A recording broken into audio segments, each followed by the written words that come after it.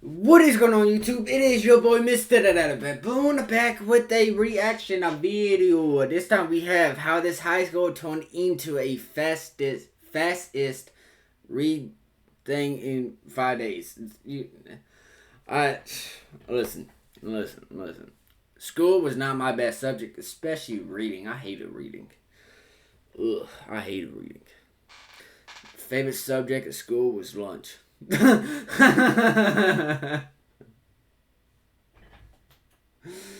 Oh my god. Oh no. I don't know why I said that. Like, comment, subscribe, all that good stuff. You know what I'm saying? Check the description. I will have the channel link, the video link in the description if you guys want to check it out. You guys can. Got this little video, you know what I'm saying? Pretty sure I botched the title, but it is what it is. So we're gonna watch this, react to it, have a, see what's going on. Cause this was uploaded 12 days ago. So I'm not sure when this all happened and whatnot. I know this cat's starting to meow again. So sorry if you guys hear that on the mic. Sorry. Gonna get into it. Reaction. A typical high school in Palo Alto, California, turned into a bona fide fascist regime in a matter of 5 days. Let's find out. It's 1967. The Vietnam War is raging across the globe, and the high school students feel also the weight. Explains everything. That explains everything. I thought it was gonna be like, this previous year or some shit. I was gonna say, anything could have happened. But no, this also explains that too. The potential draft bearing down on them just past graduation. But today, they're sitting in a history class with one of their favorite teachers, Mr. Ron Jones. Mr. Jones begins his lesson. Today's topic is World War II. All is going as normal. A half-focused class listening to a lecture, not to learn about World War II, but to memorize just enough of it to get a grade. Most of us were headed toward college, one student said. It wasn't Nazi German life that mattered. It was Palo Alto grades. But one student got curious and asked a question that would turn the whole school upside down. She asked, how could German citizens participate in Nazism? We would never do that. Day one. Mr. Jones decided he wanted to run an experiment. He wanted to see if he could get his students to basically follow instructions for a day, the hope of any high school teacher. When the students walked into class that day, expecting to be greeted by their usually laid-back teacher, they were shocked to find the classroom immaculately cleaned, the desks perfectly arranged, and their teacher standing at attention at the front of the room. Mr. Jones laid out some ground rules. First, there was an assigned seating chart. Second, to ask a question, a student was required to stand from their desk and address the teacher as Mr. Jones. Third, any questions were to be 3 words or less. And finally, fourth, the students were to be seated at attention in their desks within 30 seconds of entering the classroom. The students saw their teacher's change in behavior as a strange but welcome break in the boring routine of school. And so they bought in. Mr. Jones' plan was working. Mr. Jones wrote a slogan on the board to represent what they had learned that day. It said, strength through discipline. Hey, discipline is a key factor. Mr. Jones I want to think I had some pretty good discipline, a couple years ago and everything, But like now my discipline is just, it's not there. It's non-assisted anymore. And I gotta work on that again. Cause it took me forever to get that, But now it's just not there. I don't know why. I guess I'm just in this like lazy state. Or like, I don't know. A lot of stuff has been going on lately. So I think that's why. I'm just in the lazy state right now. And I just gotta get my mind out of it. But just a little rain. Assumed that would be the end of it. But the next day, the students were seated at attention. They were committed. This may have been the tipping point of the whole experiment. It could have ended there, but Mr. Jones decided to keep pushing. He went to the board and wrote strength through community. Students were assigned to design a banner. A special salute, which involved cupping one's hand and holding it over your right shoulder, was developed, and a name was chosen. The Third Wave. I'm so lost. If day 2 was the tipping point, then day 3 was when Mr. Jones lost control of his experiment. On this day, the motto was strength through action. In addition to the banners and the salute, Mr. Jones handed out membership cards. On 3 of these cards, he added an X. To these 3 select students, he assigned the task of reporting to him infractions to his growing set of rules while outside the classroom. These 3 special agents were on the lookout for those walking on paths Mr. Jones had banned for members, or members communicating with non-members, or those saluting incorrectly, or any deviation to the dozen-plus rules Mr. Jones was coming up with. As it turns out, Mr. Jones didn't have to bother marking only 3 students' cards. As the day waned on, nearly half the kids had reported a fellow student for infractions. The most common report? Revolution plots. You see, when Mr. Jones started the experiment, he told his students that to get an A, you either had to commit to the party and follow the rules, or lead a successful coup. The catch was, if you were caught plotting against Mr. Jones, you got an F. This led to a culture of intense paranoia and constant snitching. You were either radical or you weren't, one student said. You couldn't be in the middle. We were caught between 2 extremes that were getting all the attention. So you want people to snitch? Fuck that.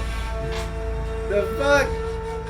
No, bro. In only 4 days, the third wave had spread across the school. Those caught in infractions were banished to the library, exiled from the group. Mr. Jones would stand in front of the class and call out the names of those accused of crimes. The class would decide their fate, and more often than not, chants of guilty filled the halls. Sometimes, the names were picked at random, but they were still banished. He'd just pick a name and get them convicted. One student said, as long as that level of fear was there, the system was working. Mr. Jones said he kept expecting a parent to barge into his office and demand he stop, or another teacher to push back against the system slowly taking over the school, that's what I would but it think. never happened. One student feared Mr. Jones' safety from coup attempts, so he appointed himself personal bodyguard. Other students set up their own independent guard systems to ensure the banished stayed in the library and the members followed the rules. It was becoming a bona fide police state, and Mr. Jones decided it was time to pull the plug, but not before one more trick. He gathered the loyal members of the third wave and told them that their movement was not an isolated one. It was not only happening at their school, but was being implemented in schools across the country. He told them the third wave was a legitimate national party, bringing new ideas to the country that would dismantle the system and replace it with their own. All the students had to do was gather in the gym the next morning at 11:30 and watch as the third wave was revealed to the world.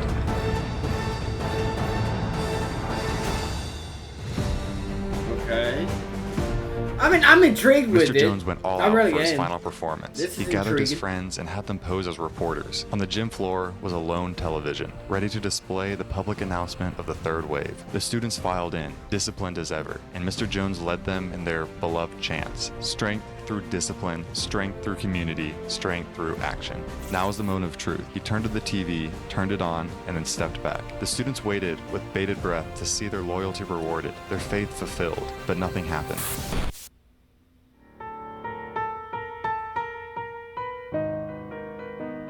Finally, Mr. Jones stepped back up and faced the confused crowd of high schoolers. He began to play old clips of World War II in the background. He told the students that there was no third wave, that the country was not about to be taken over by a new, radical political movement. It had all been an experiment, one to answer the question asked by a student just 5 days ago: how could the German citizens participate in Nazism? We would never do that. Well, Mr. Jones said, now we know. In just 5 days, you've turned against your fellow students. Those in the third wave held the power, and those that were not were exiled. Oppressive rules were followed and enforced, and a culture of paranoia and backstabbing pervaded the school. This all happened in a school with no pressure to conform apart from that which was fabricated. Now imagine life as a German citizen, the livelihood and safety of your family on the line. What decision would you make then? Some students were devastated, others sat in shock, others still seemed relieved. The experiment was over.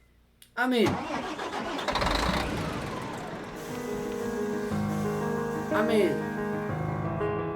In the aftermath, one student said he was just beginning to feel bitter about Vietnam, and part of the experiment seemed like we could change the government responsible for hurting us. There was a feeling something really remarkable was going to happen, going on throughout the country, that the movement was going to change politics, change the structure of the school. The fears and hopes and weaknesses of the students that allowed the experiment to succeed with such frightening speed is revealing to the innate human desire to feel a part of the group that held the power, and therefore allowed its members safety. The students of this high school were feeling that fear, and whatever twisted offering Mr. Jones made them, it somehow seemed to be the better option to reality. Mr. Jones finally faced backlash for his actions, being Really? denied tenure just 2 years later after losing the trust of the Board of Education. And the whole story Right. is somewhat under scrutiny, since at the time it was only mentioned briefly in 2 school newspapers. And it Really? wasn't until 2010 that a documentary was released about the events, with interviews from the students themselves. Regardless Really? of how much of this story was hyperbole and how much of it was stark reality, it's a strange one that, to me, seems like a bizarro version of Lord of the Flies. If children are left to their own devices, they turn on each other, like in the classic book. But this story suggests that under a strict regime, we turn on each other nonetheless. Thank you for watching. So, I got so many questions, and this does not even answer any of my questions. I'm not even gonna lie. I'm going to do research on this by myself and get my own answers. Like, I'm really am going to have to do that. Because, like, I mean, I got so many questions. So many questions.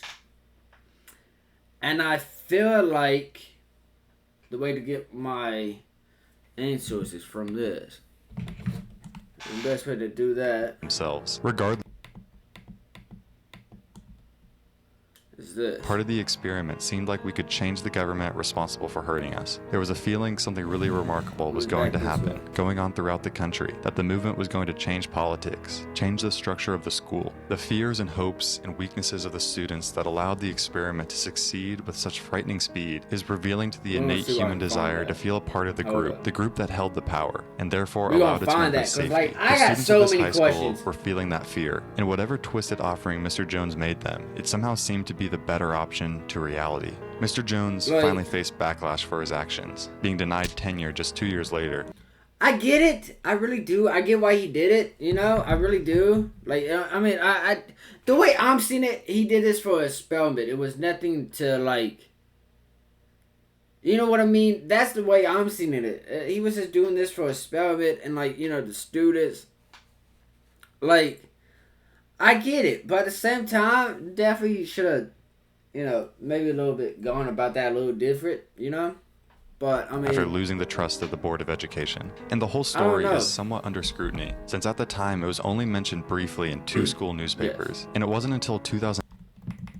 Look, this right here.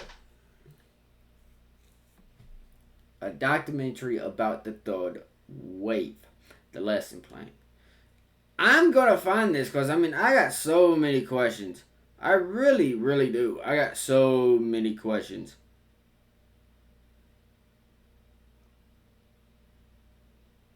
Is this it?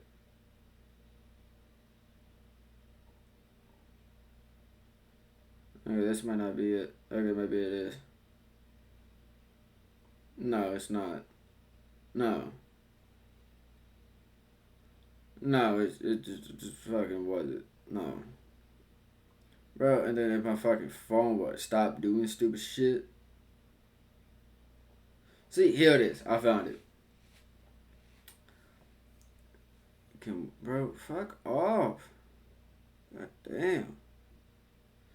Well, okay, no, man, I can't watch it. It's not on anything I got. So, never mind. I would not get right into it. But it's all fine. I'll just Google everything that I want to know about this. It's all good. Because, like, I got so many questions about this. I really do.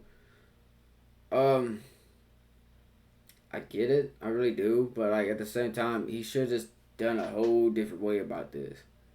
You feel me? I don't know. It could have been a whole different way of taught about it and everything, but no, it is what it is. You know what I mean? I mean, everyone knows Hitler was a bad person. Anyone on the same lines as Hitler, like any person like Hitler, any one of them are bad. You know what I mean? So I get it, but I don't know. Let me know what you guys think down below in the comments. Like, comment, subscribe, turn on post notifications if you guys are new. Let me know what you guys think. If you guys have any answers or any questions or anything, drop them in the comments. I could, you know, try to find some answers to even some like good questions. Because I mean, I'm sure there's a lot of questions I haven't really thought about just yet. But you know, I'm gonna end the video here. Like, comment, subscribe, turn on post notifications, all that good stuff. Positivity is key. Motivation is key. Happiness is key. I'll see you guys in the next video. You guys stay safe. All that good stuff. Watch out for each other. I'll see you guys in the next one.